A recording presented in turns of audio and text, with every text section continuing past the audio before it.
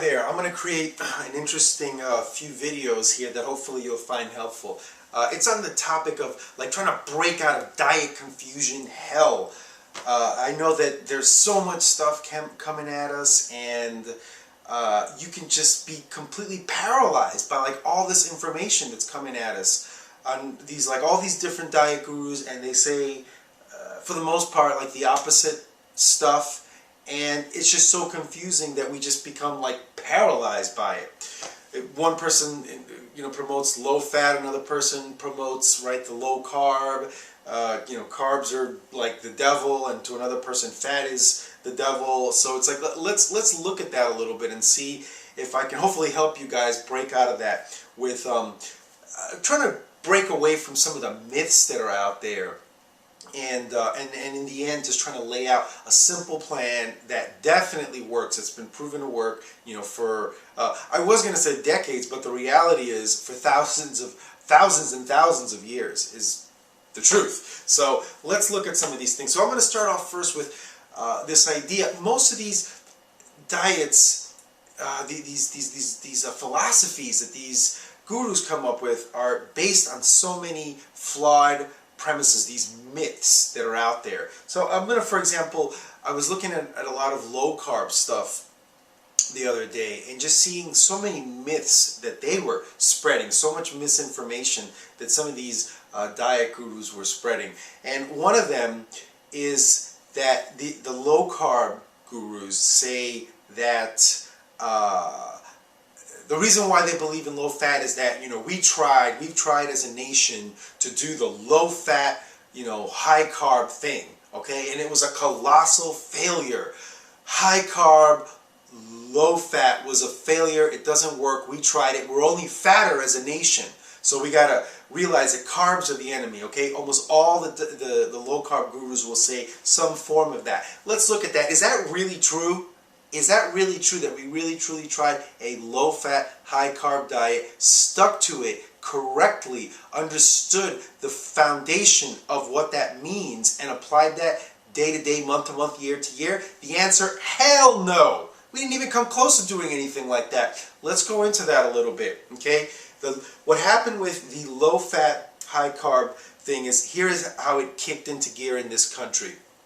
In the late 70s, early 80s, a brilliant man named Nathan Pritikin figured out he had heart disease, he was diagnosed with it in the 50s or something, and he figured out that diet would most likely be able to reverse his heart disease. At that time, nobody believed that. All his doctors told him that he was out of his mind, that he was crazy, that diet and exercise would never reverse heart disease, but he believed that it was so. He was not even a doctor, believe it or not, or a nutritionist. He was an engineer and an inventor, okay? So he just meticulously analyzed diet, and in the end, after a lot of trial and error, a lot of research, he figured out that he could reverse his heart disease by having a high-carb, low-fat diet, okay? So that's what he did, and he reversed his heart disease, and then along the years, he kept refining it, and then he gained popularity, had some books, got on talk shows, because he was helping countless people with his longevity centers that he had a few around the country. People were losing weight, people were getting amazing results, and heart disease and diabetes was being reversed, and many other things, but those are the things he was mostly known for, was heart disease and reversing diabetes.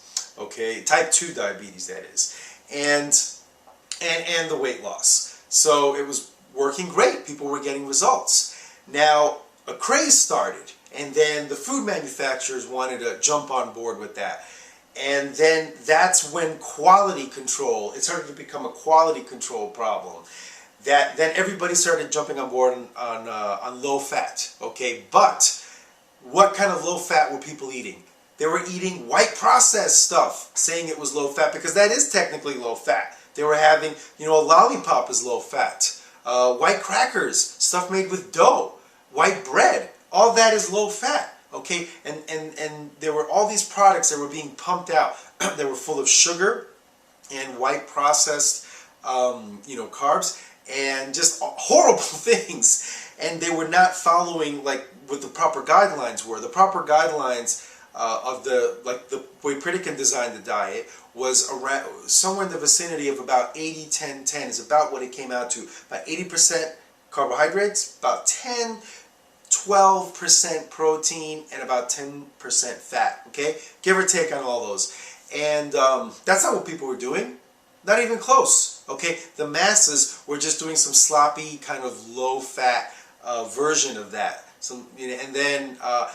But the people that were going to his centers and that were really reading his books and really, really applying low fat based on the way he was teaching it, which was 80-10-10, along with a little bit of exercise daily, they were getting phenomenal results. People were doing great with it. Okay, so do you really think, I mean, let's analyze that for a second. Do you really think that as a nation we embraced low-fat eating, high-carb, low-fat eating? Absolutely not. Do you really think that, like, people, let's say, in these states that are known for eating a lot of meat, like places in the South or like in Texas, that they really embraced low-fat eating?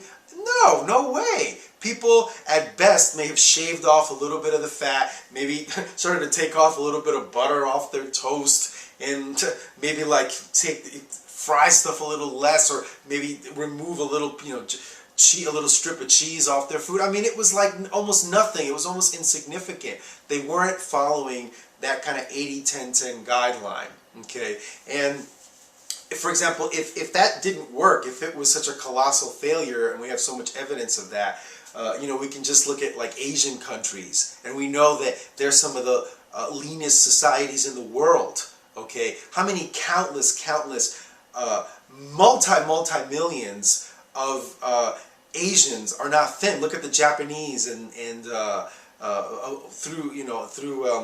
as Japanese residents, the Okinawans, known as being the old villagers, or known as being some of the healthiest, leanest people in the world. People in rural China, Vietnam, Thailand, okay, people that lived on that sort of 80-10-10 diet of starches, okay, healthy starches and vegetables primarily, and a little bit of fruit thrown in here and there. And meat wasn't something that they OD'd on. If they had meat, it was like just, little pieces, a few ounces here and there. It was almost as like a condiment.